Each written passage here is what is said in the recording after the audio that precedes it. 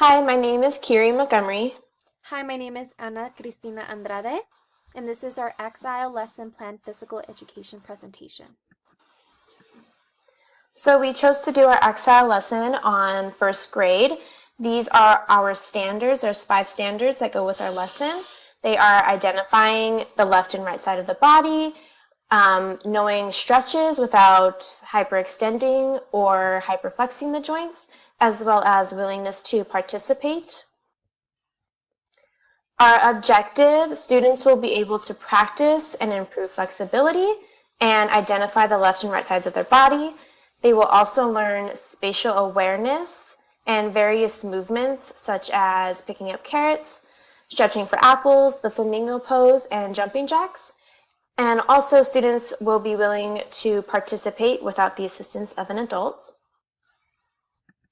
For our assessment, we will be using rubric cards for each student. So if you take a look at the picture, we will write the students' names in one column, and then each other column will have evaluations such as participation and using proper body composition. And we will use this as a formative assessment to make sure our students are understanding as we are teaching. For our lesson plans, we first started with the old lesson plan, then we moved on to our new lesson plan.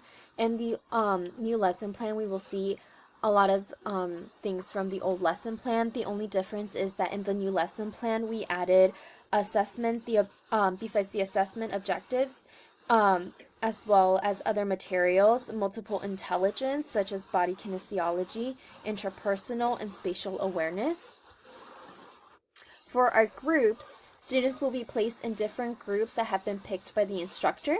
As you can see, we have right here where the students will know what group they'll be going to, and we have the cones with the names of the different groups, and the students will know what group they are in because we will also provide a chart. So they will be each sign, and that sign will tell them where their group is, what group they are placed in. And so for our different movements, such as we're going to have 4 different movements: flamingo, picking apples, pulling carrots, and doing butterfly poses as well while stretching forward.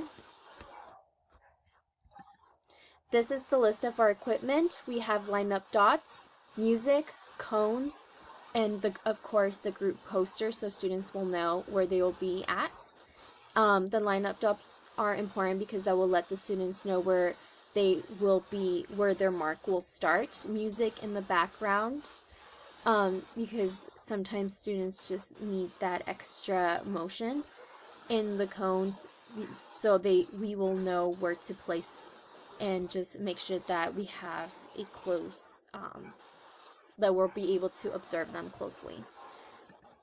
We have for the diverse learners, we have physical disabilities, providing students enough room to move their bodies in clear instruction of the movement that they will be creating.